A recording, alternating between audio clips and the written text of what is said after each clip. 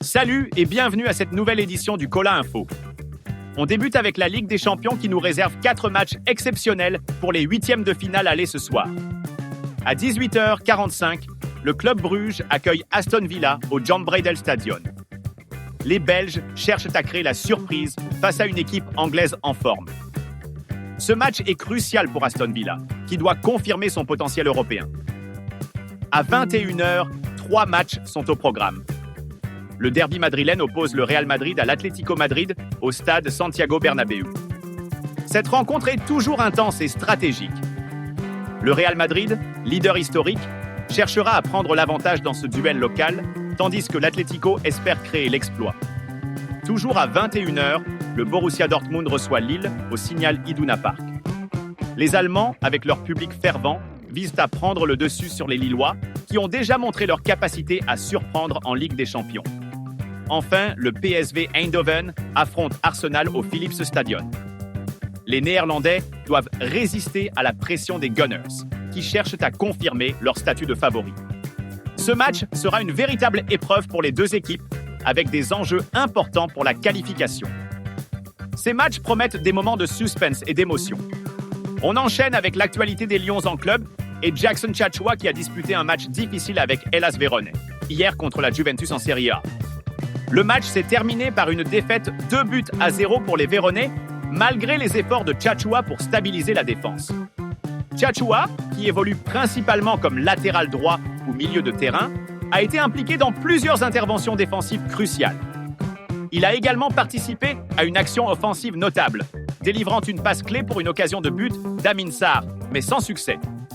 Cette défaite maintient Vérone dans une situation délicate pour le maintien en Serie A, avec seulement 26 points en 26 matchs. En Turquie, Olivier Kemen a joué un rôle important pour Istanbul Başakşehir lors de leur victoire 1-0 contre Sivasspor en Super League.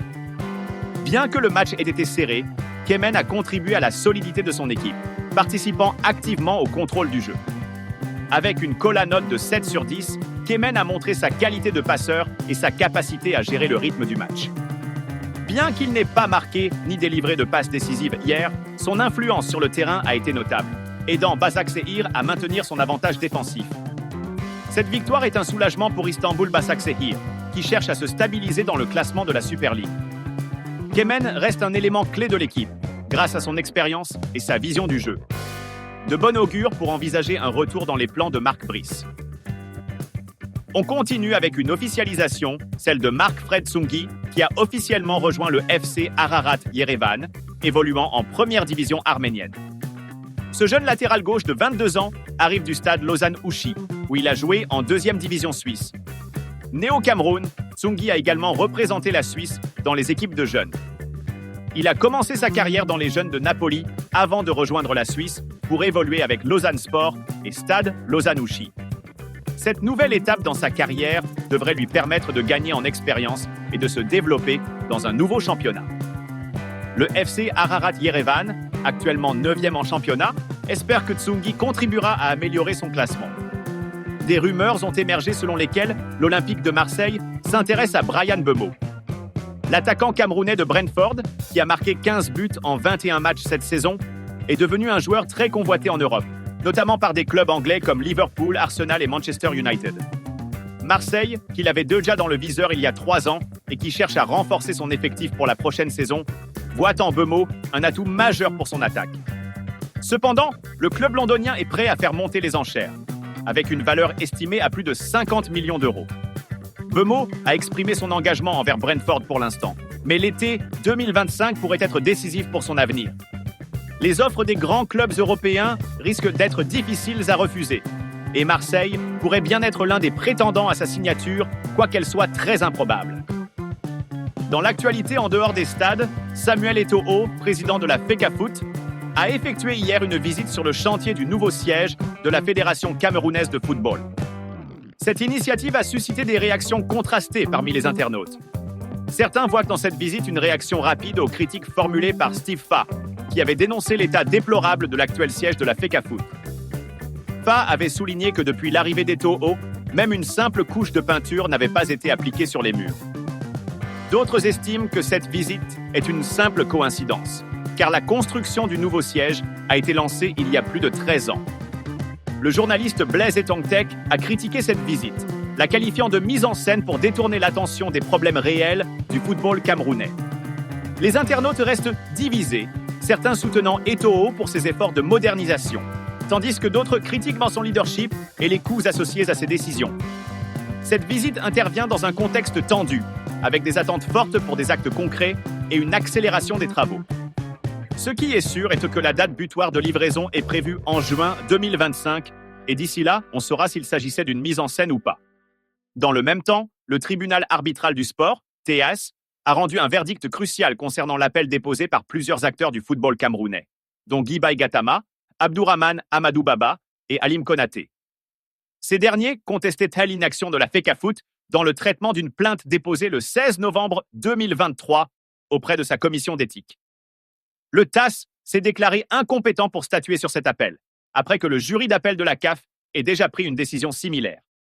Cette décision est un nouveau revers pour les plaignants, qui doivent maintenant verser 7 000 francs suisses, soit environ 5 millions de francs CFA, à la FECAFOOT comme contribution aux frais de procédure arbitrale. Cette affaire souligne les tensions persistantes au sein du football camerounais, avec des critiques sur la gestion de Samuel Eto'o et la commission d'éthique de la FECAFOOT. Les plaignants devront trouver d'autres voies pour faire valoir leurs droits, alors que le TAS et la CAF ont tous deux rejeté leurs appels. En NBA, les Philadelphia Sixers ont officiellement annoncé que Joel Embiid ne jouera plus cette saison en raison de ses problèmes persistants au genou gauche.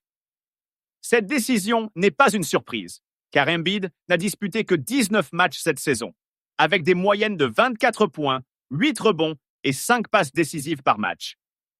Les Sixers, actuellement 12e de la conférence Est avec un bilan de 20 victoires pour 38 défaites, ont choisi de donner la priorité à la santé à long terme de leur star plutôt que de prendre des risques pour le reste de la saison. Embiid, qui a un contrat jusqu'en 2028, devra se concentrer sur sa rééducation pour être prêt pour la saison prochaine.